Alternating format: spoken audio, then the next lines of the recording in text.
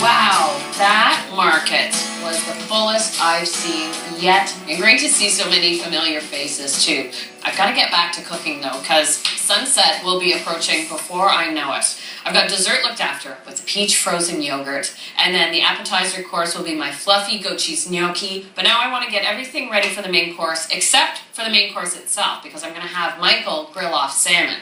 But I'll glaze it with a rosemary balsamic glaze, serve it with balsamic onions, and, of course, the sautéed Swiss chard. Alright, I'll just slice up the onions.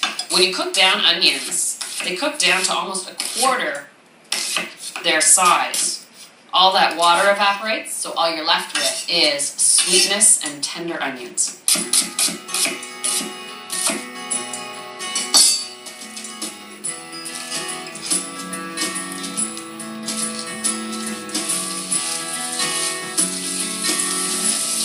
Season these a little bit now. And just like the onions that I sweated down for the pepper sauce, but I'm going to let them go even more until they just start taking on caramelization. So it does take a few minutes. You just have to be patient. So in the meantime, I'll clean up my Swiss chard.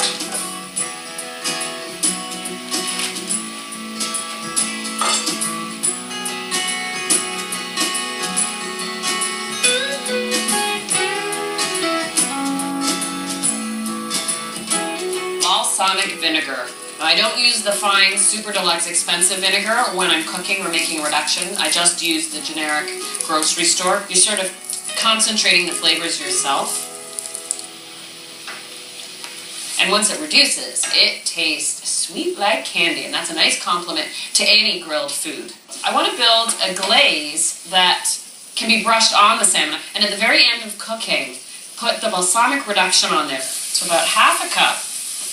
And while it's reducing, I'll add to the flavor with a few sprigs of rosemary.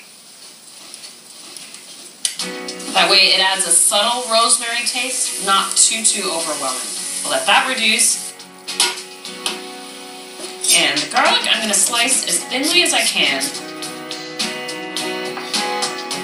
Cooking Swiss chard, I usually throw in a little onion or a little garlic. I like a little tang at the end with a bit of lemon juice. And usually just one other simple element, either fresh thyme, or in this case, I'm actually going to toast some pine nuts with the garlic. I'll let the oil warm up for just a minute. Look at the onions coming along. What I actually want to do is pan roast the garlic.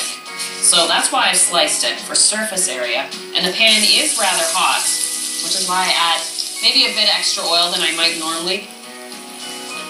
And at the same time, you might as well toast some pine nuts in that roasted garlic oil.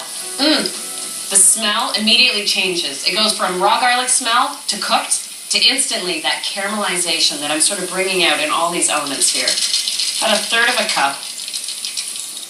Oh, that smells good. And I'll just pull the pine nuts and garlic out of the pan now, because I don't want to cook them any further. They're nicely toasted.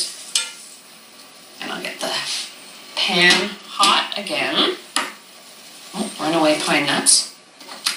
When you cook something like Swiss chard or kale, the stems take longer to cook than the leaves. So what I do is I cook the stems first. So I cut them into nice bite-sized pieces and add them to the hot pan.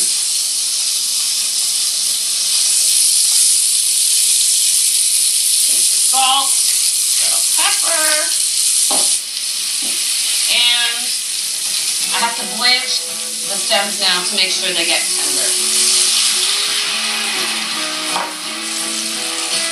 So I simmer the water completely away. I let the water completely evaporate, then I know it's time to add the greens, which I'll chop up into more bite-sized pieces, because we certainly can't take big pieces of chard like this. So I'll roll them up and do sort of a julienne slice. My onions here are done. The glaze will go out to the barbecue, and the water has almost evaporated here. And now I add the chard.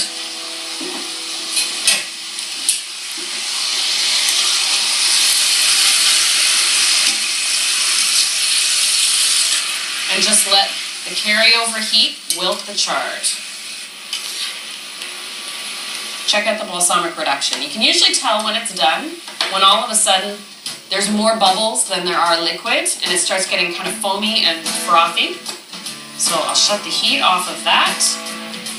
So I'll just shut this off the heat, let it finish wilting, get changed, and then it's time to see a sunset.